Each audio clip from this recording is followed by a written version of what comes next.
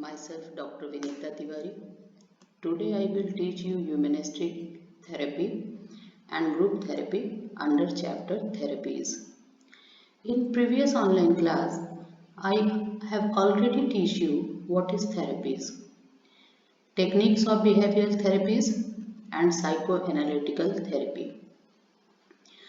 Today I will teach you humanistic therapy and group therapy in detail. Humanistic therapy is a psychological treatment that is based on the assumption that humans are good and have the power to make their own decisions. It also recognizes that humans have certain needs that need to be met and that each can benefit from accepting responsibilities for meeting those needs. Humanistic therapy is regarded as a positive psychology that focuses on the whole person and the individual nature of that person. The person's positive traits and behaviors are considered, and individuals are encouraged to examine their behavior from their point of view. They also are encouraged to seek out healing, growth, wisdom, and fulfillment by relying on themselves and their instincts.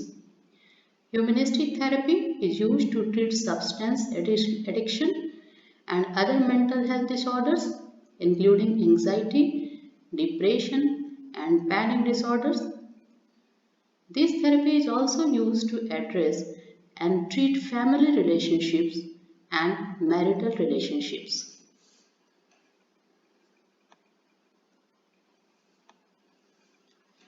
The two widely practiced techniques in humanistic therapy are client-centered therapy and Gestalt therapy. Gestalt therapy gives emphasis on thoughts and feelings here and now instead of the root causes, while client-centered therapy provides a supportive environment in which clients can re-establish their true identity.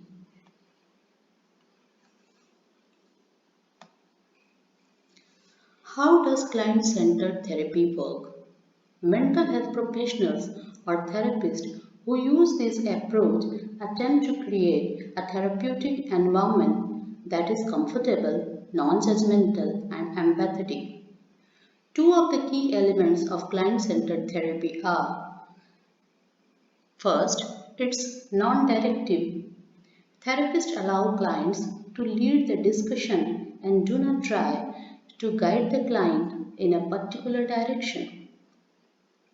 It emphasizes unconditional positive regard. Therapists show complete acceptance and support for their clients without passing judgments.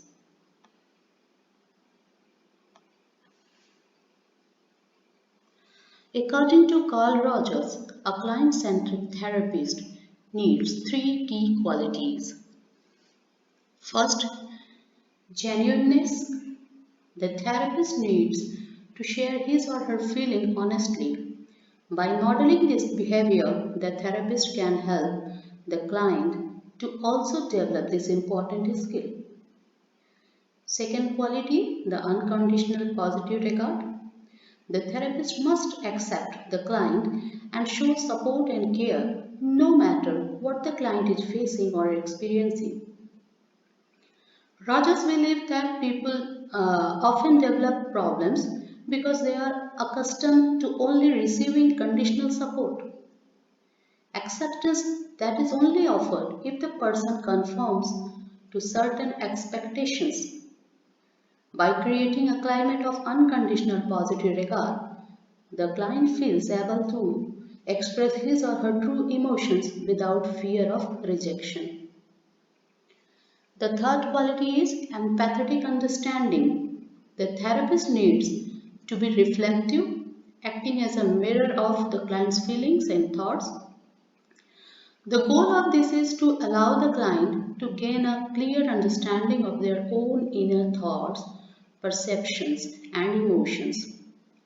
By exhibiting these three traits, a therapist can help clients grow psychologically, become more self-aware, and change their behavior via self-direction. Rogers believed that this type of atmosphere allows clients to develop a healthier view of the world and a less distorted view of themselves.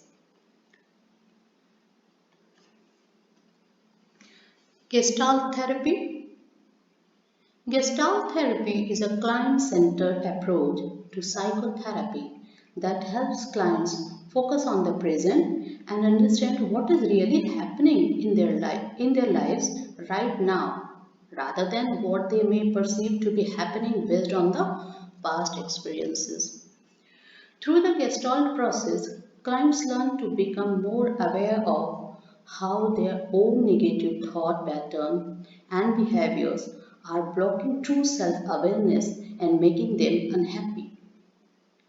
Gestalt therapy can help clients with issues such as anxiety, depression, self esteem, relationship difficulties, and physical complaints such as migraine headache, ulcerative colitis, and back spasm.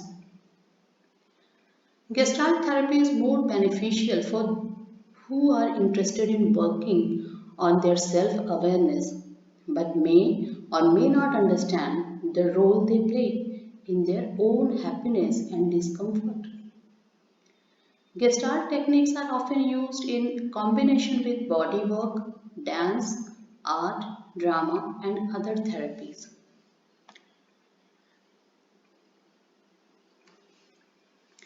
Group psychotherapy or group therapy is a form of psychotherapy in which one or more therapists treat a small group of clients together as a group. Many groups are designed to target a specific problem such as depression, obesity, panic disorder, social anxiety, chronic pain, or substance abuse. Other groups focus more generally on improving social skills, helping people deal with a range of issues such as anger, shyness, loneliness, and low self esteem.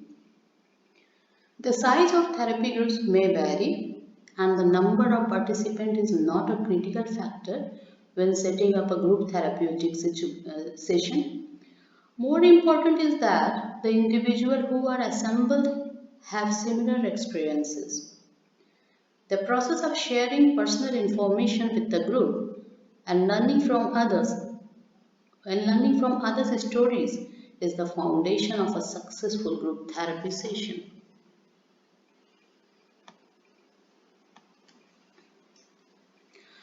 Although most therapeutic sessions aim to help individuals gain a sense of ease, autonomy, and control over their lives, the goal of group therapy is slightly different from the goal of individual therapy. Group therapy is most beneficial for those who are working through issues that affect many people. Most frequently, group therapy is recommended as part of a larger therapeutic strategy to help encourage sharing, bonding, and coping.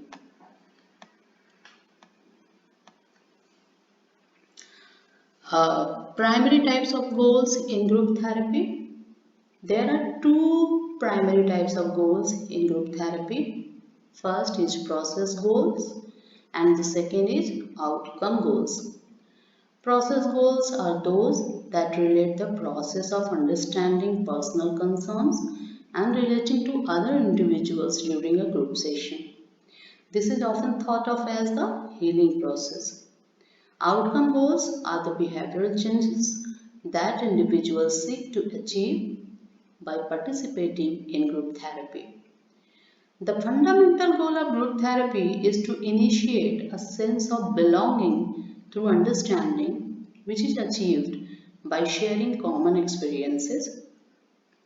Therefore, group therapy is most effective when utilized to address a specific concern common to all members of the group.